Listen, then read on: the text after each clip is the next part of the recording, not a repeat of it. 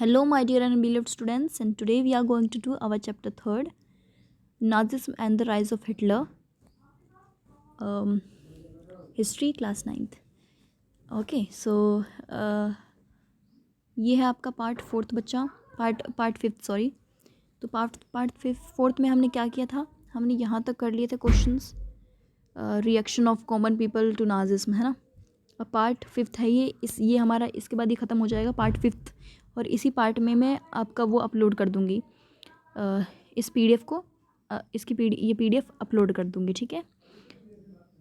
तो इस part fifth में आपको मिल जाएगी, ये सारे क्वेश्चंस मिल जाएंगे, इसकी पीडीएफ मिल जाएगी आपको, डिस्क्रिप्शन में देख लेना, ओके। और हाँ, लाइक शेयर एंड सब्सक्राइब करना मत भूलना बिल्कुल भी, हाँ, बहुत मेहनत लगती है वीडियो बनाने में। सो क्वेश्चन नंबर 11 देखो, what were the terms given by the Nazis when they wanted to convey the words kill और murder in the official communication. यानी कि कौन सी टर्म्स थी वो जो नाजिज्म को नाजीज़ को दी जाती थी, और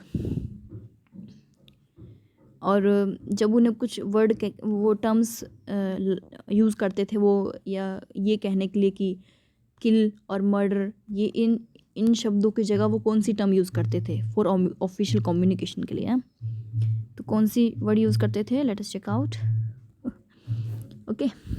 So, the Nazis used the word special treatment for the final solution to convey mass killing of Jews. Mass killing of Jews को वो क्या कहते थे, special treatment या फिर final solution। देखा कितना चालाक था ये Hitler.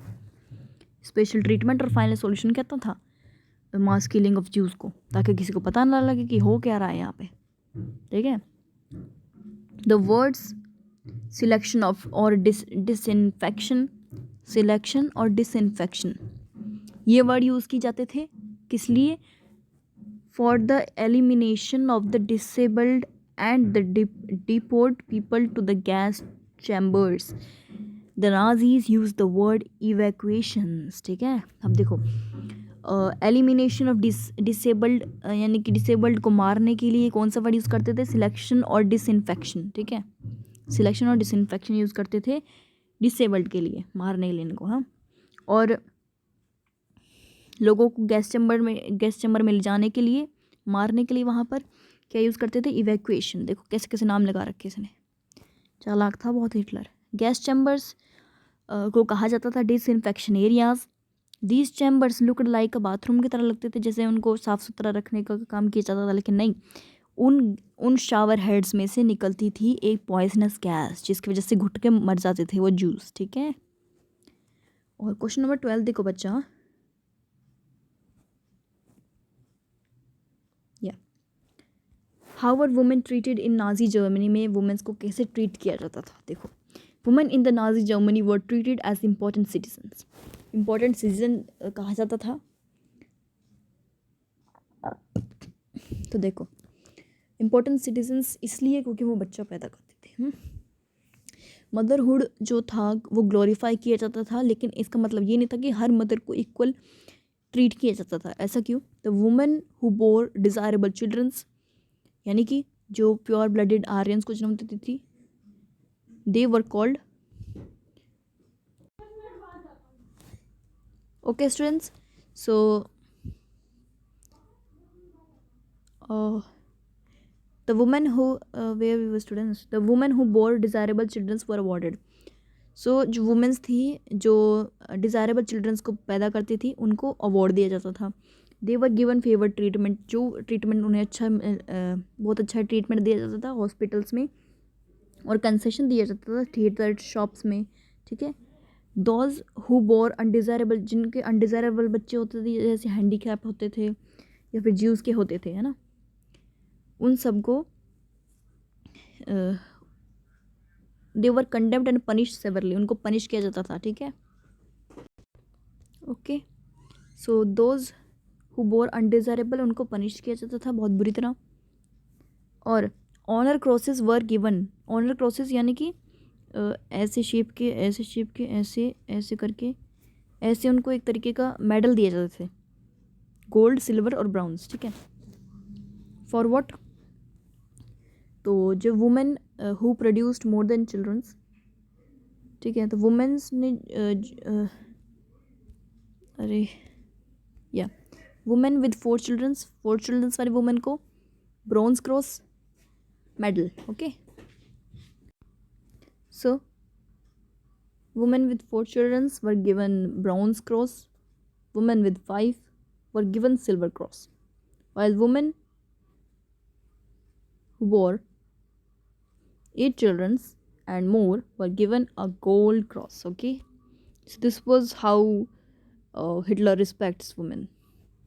Aryan women who deviated from the given code of conduct were severely punished. Okay, so the women जो Aryan women थी who deviated code और they have been married to a Jew, तो इसलिए उनको पनिशमेंट मिलती थी। और Jews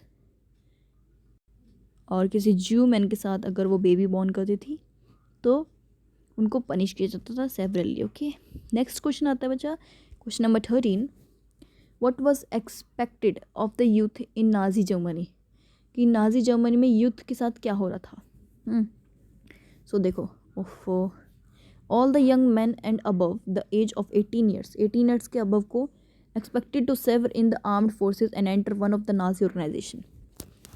तो नाजी ऑर्गेनाइजेशन में आना पड़ता था 18 साल से ऊपर वाले लोगों को, आदमियों को, और उनको एक्सपेक्ट किया जाता था कि वो अपनी सर्विस दें आर्म फोर्सेस में, यानी कि आर्मी में। ठीक है, और जो टेंडर एज थी यानी कि 10 साल से दे हैड ज्वाइन, जो 10 साल से बच्चे जंग वॉक ज्वाइन कर लेते थे, जो नाजी यूथ ग्रुप था एक चिल्ड्रंस के लिए जो 14 साल से नीचे होते थे, और 14 साल के होने पर they were enrolled in the Nazi youth organisation, जिसे कहा जाता था हिटलर यूथ। ओके, और देखो, the German youth were educated in the spirit of national socialism by this youth organisation. तो जर्मन यूथ थे वो एजुकेट किए जाते थे in the spirit of national socialism by these youth organisation. ठीक है, ये लोग जर्मन यूथ जो एजुकेट किया करते थे लोगों को। ठीक है, they were taught to worship war,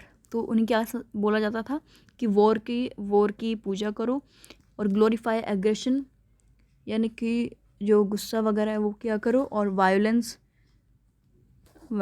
होनी चाहिए कि थोड़ा गुस्से में रहना चाहिए, और condemn democracy, hate Jews, democracy को हटाना है, भगाना है, और ज्यूज़ को हेट करना है, और कम्युनिस्ट को हेट करना है, gypsies and all those who were called undesirable, और उन सभी को जिनको अनडिज़ायरेबल कहा जाता था। ठीक है, इन सबको हेट करने को कहा जाता था। Now question number 14 students, why did Nazis hate the Jews.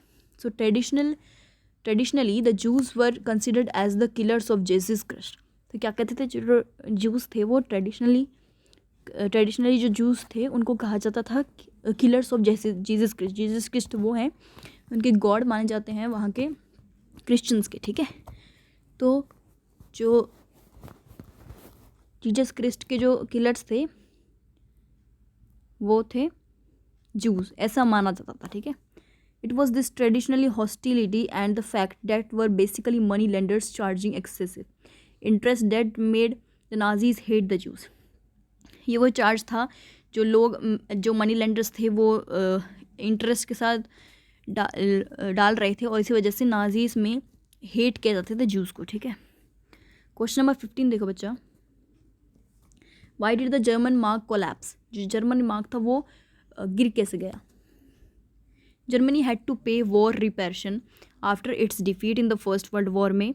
First world war में जब जर्मनी हार गई थी तो उसे पे करना था कंपनसेशन, बट जर्मनी ने मना कर दिया कि हम नहीं पे करेंगे क्योंकि पैसे थे ही नहीं।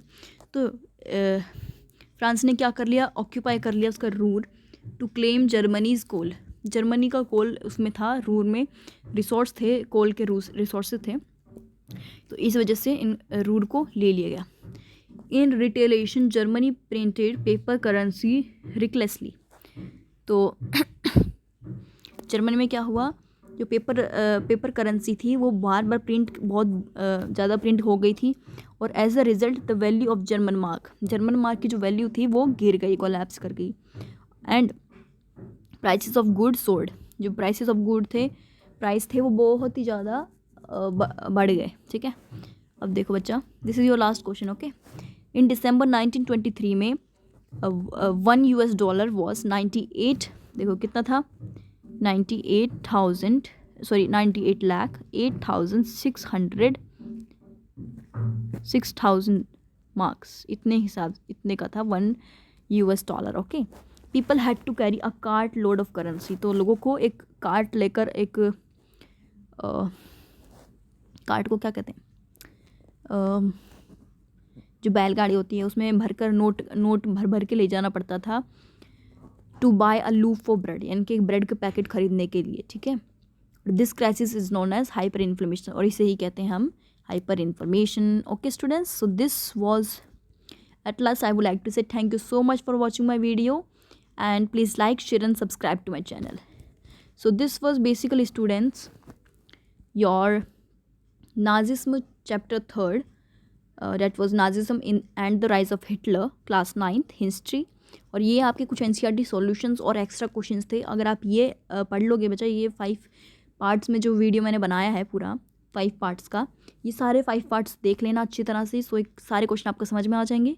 और अगर आपको इसकी PDF चाहिए तो ये मैं इस 5th पार्ट में, ये 5th पार्ट है आपका, पार्ट 5th, इसी 5th पार्ट में डिस्क्रिप्शन में लिंक भेज दूंगी या फिर PDF डाल दूंगी, वो PDF खोल लेना, उस PDF में ही आपको ये सारे क्वेश्चंस मिल जाएंगे, ओके।